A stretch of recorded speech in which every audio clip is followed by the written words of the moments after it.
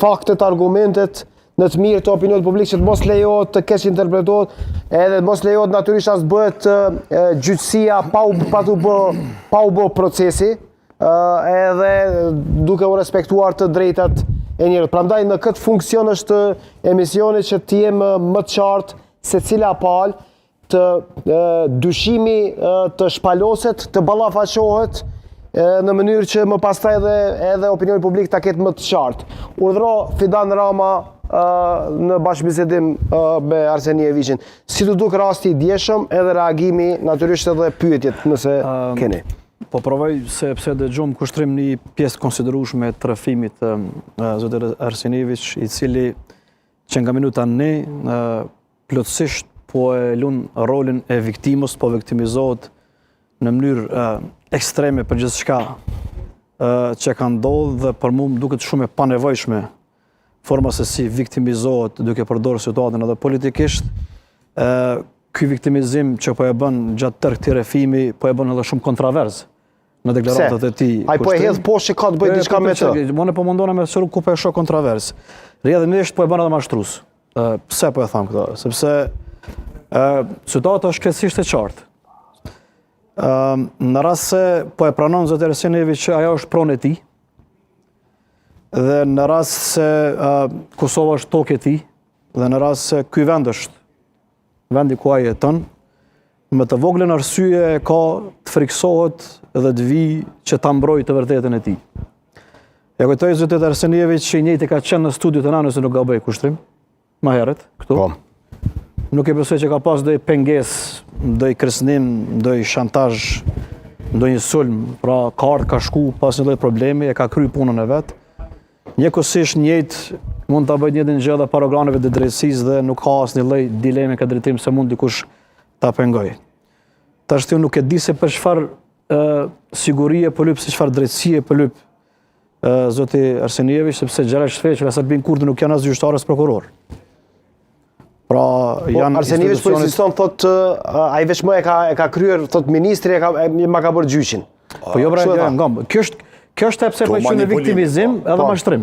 Kjo është ajo që do të thonë, sepse nuk është i sinqert dhe po e shfrytëzon në maksimum situatën politikisht po e kthen në favor të vetëm. Pra, po do të thonë që pa dash me zgjat më tepër, situata është krejtësisht e qartë.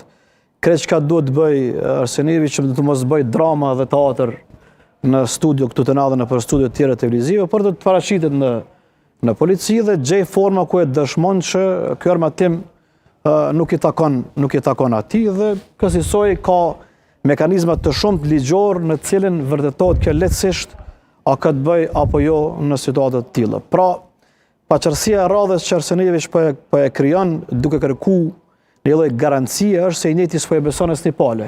Herë thot kom dyshime në Radojqiqin që mi ka bë, herë thot kom dyshime që ma ka bë shteti i Kosovës politikisht, herë thot kështu, pra këto situata kontroverze kushtrim po e bëjnë edhe më tepër që thash në situatë pa qartë dhe mashtrues në këtë rast.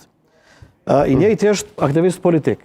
Derisa ai aktivist politik dhe pranon që është pronë e tij, paramendo kushtrim i njëjti s'është i gatshëm me mbrojt pronën e vet, paramendo çfarë interese mund me mbrojt sërve i njëjti, pra politikisht. Dhe unë kam këtë problem me zotëriun në fjalë, i cili nuk është i sinqert në asnjë gjë që po e thot. Dhe në këtë rast krejt çka po du me pyet është, po du me thonë është që më ardhë në Kosovë dhe mu ballafaqu me ato se çfarë po shohim na. E dyta, këtu duhet më përgëzuar edhe policia e Kosovës për një punë që e bën të jashtëzakonshme edhe në veri të Kosovës, sepse qëra duhet me ditë për 25 vite Vučići dhe komplet serbët që kanë jetuar atje nuk e besoj që kanë pru lulin në Kosovë me mjedh. Na gjithë e dimë që sasitë armatimit janë sjellë me bollëk dhe vazhdojnë sjellën.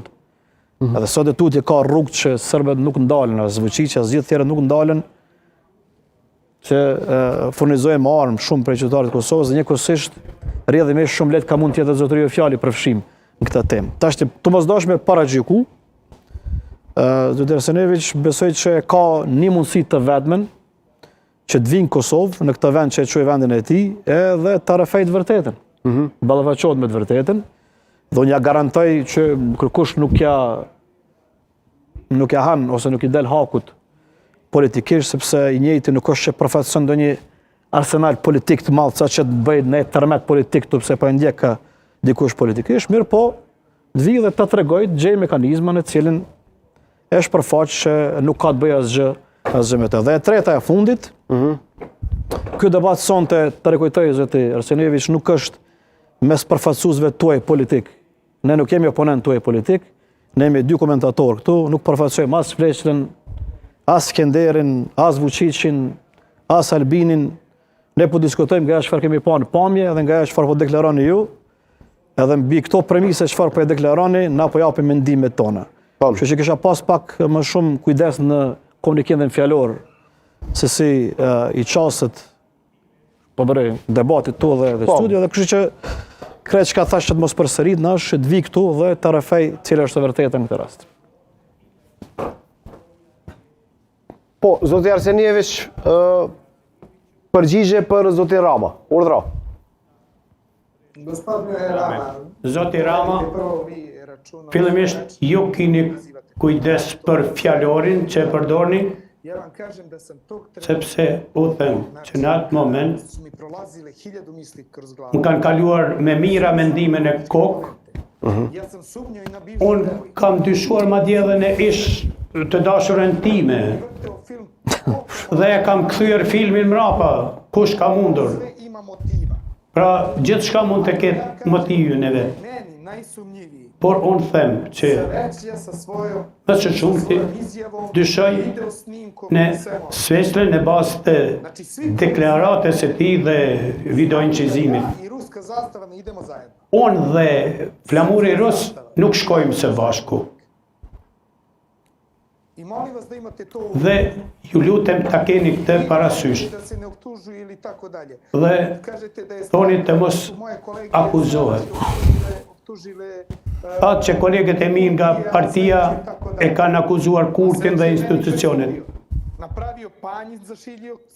Për mua e kam prehur së patin Sveçla.